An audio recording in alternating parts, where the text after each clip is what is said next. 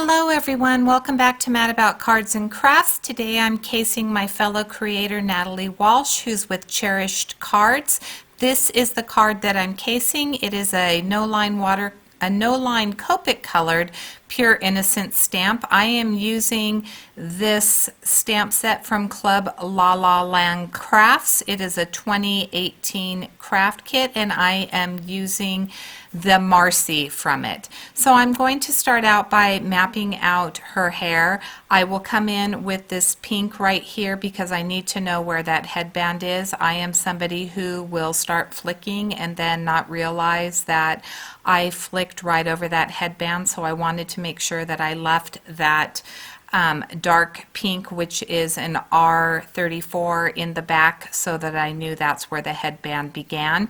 I started with my darkest Copic color, which is an E57. I used that along the top of her head where her hair bunches from the pigtails, and then the bottom of her hair, her ponytails, where it curls. Then I blended that out with an E53 or an E55, left some white space and came in with the E53, and then I flicked in and did just a little bit more of the blending with that E55. I'll kind of add a little bit more of those shadows with that E57, come back in and do the same thing over again. So typically I will go over it at least 2 times. I did stamp it using Gina K Designs Barely There ink. It's kind of like a peachy tan ink. I thought it would be perfect since I was doing no line coloring with and her skin tone and the browns of her hair or the blonde of her hair. I thought that it would look really good.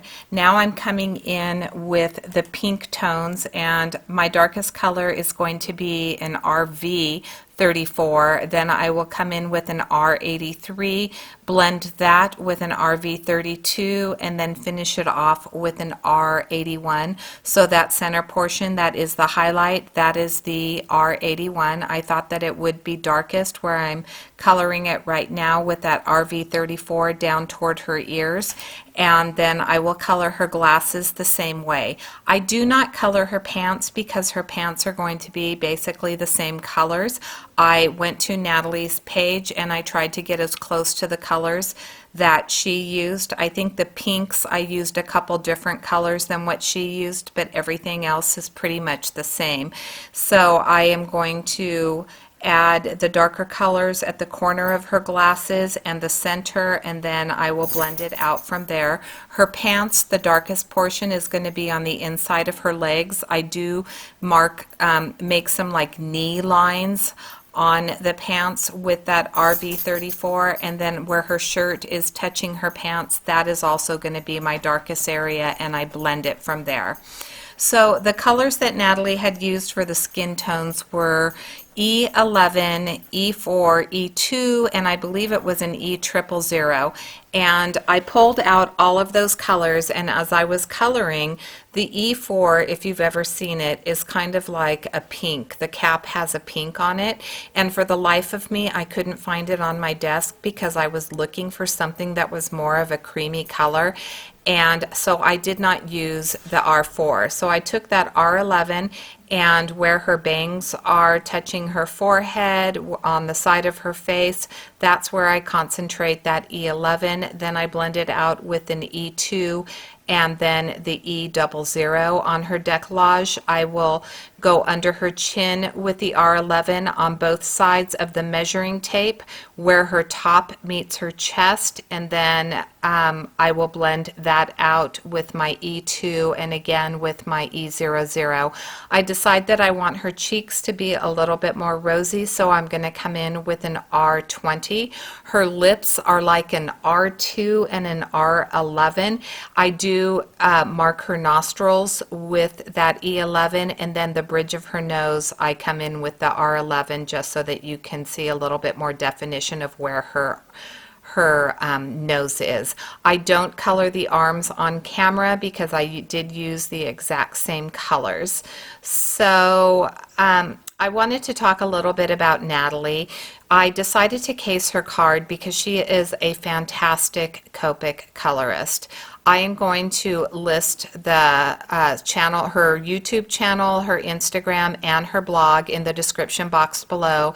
And I just encourage you to go over, subscribe to her channel, and check her out. She is an amazing artist, and I am just in awe of just the beautiful Copic coloring that she did. And so I decided that this is an area that I believe that I need to work on, and so she would be the perfect person for me to case.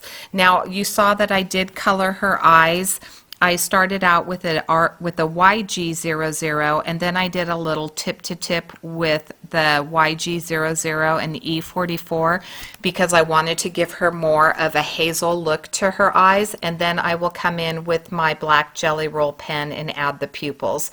I added a little bit of the E11 to the inner corners where her glasses meet her face, and then the outer corners, and then I blended all of that out, keeping it fairly light around her eyes. And I think that it turned out pretty good. Now, I don't show the bangs that I color them, but what I ended up doing was I ended up making it much lighter because I figured that the back of her head, the headband, would be casting a little bit of a shadow on her hair. So I color towards the crown again where that part is. I flick out with my darkest color, and towards the ends of her hair I add a little bit of that dark. I blend it in with the E55. I leave a lot of white space, and then I come back in with my lightest color. And so I'm able, because I leave that white space for last and I leave a big portion of it, that allows me to get that light blonde spot on her bangs.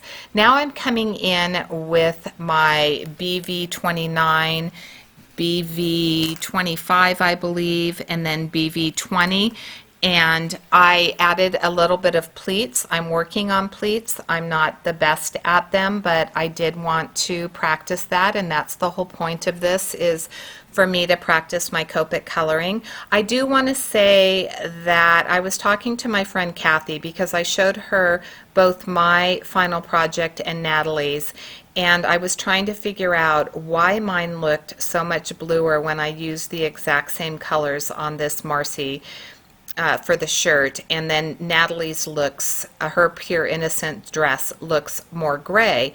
And Kathy was telling me that she has 3 different Copic maps for each of the different cardstocks that she uses. So she has a color chart, and she's colored one on her Cougar paper, one on her Nina Solar White, and then one on the Copic Express It, again, which is what I'm using.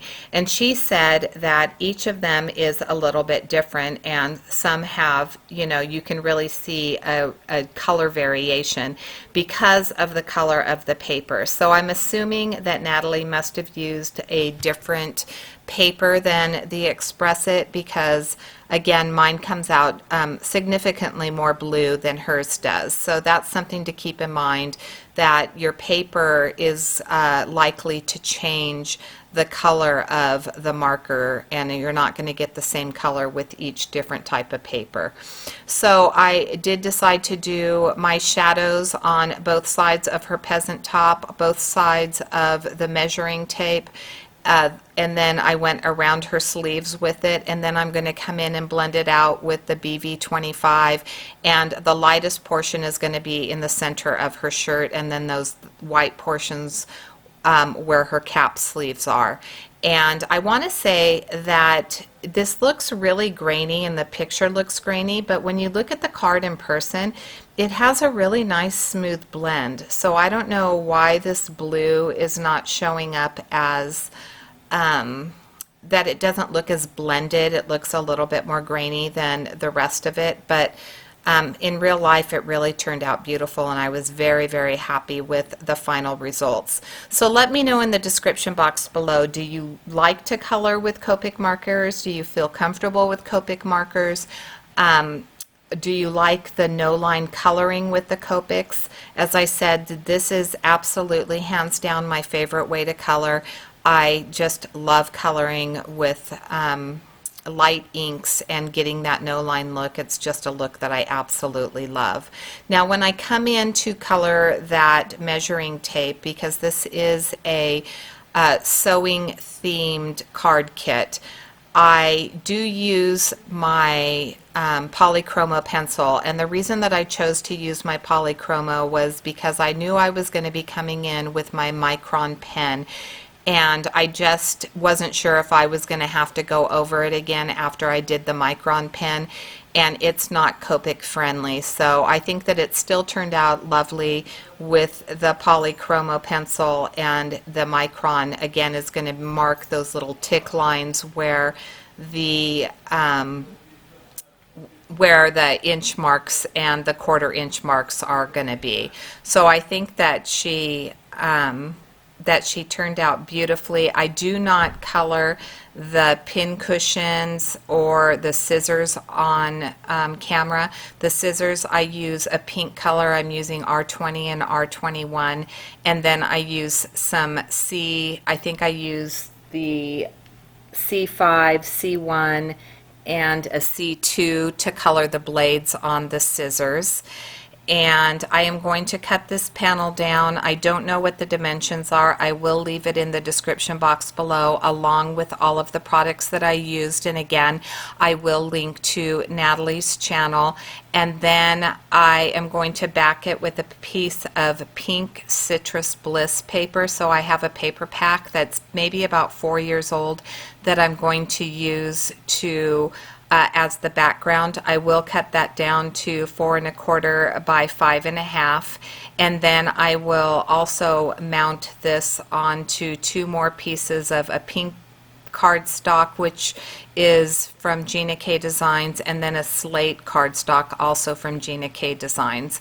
And I did try to ground the bottom. I did a terrible job with that. That's probably the most disappointing part for me of this card. Is I really love the way that Natalie did her grounding, and I didn't look at it when I was doing mine, and I did shadows in the front and the back, and I think that I could have done a better job with that. So that's something that I can work on. I'm just going to glue this down. It's not going to be a single layer card, but it will be a non-dimensional card, and that will pretty much be it. I want to thank you so much for watching. If you're not a subscriber, please hit the subscribe button, leave me a comment, hit the like button, and please make sure that you follow along using that hashtag. You can type it into your YouTube search engine, and you will find all the other wonderful creators that have created cards for this hop. I will show you a couple of pictures, one of Natalie's card next to mine, and then another close-up of my card. I will leave some other videos that you might be interested in. You can just click them at the end of this. Thank you so much for watching. I really appreciate you, and I hope that you have a fabulous day. Go over and show Natalie some love, and make sure that you subscribe to her channel. Thanks again. Bye-bye.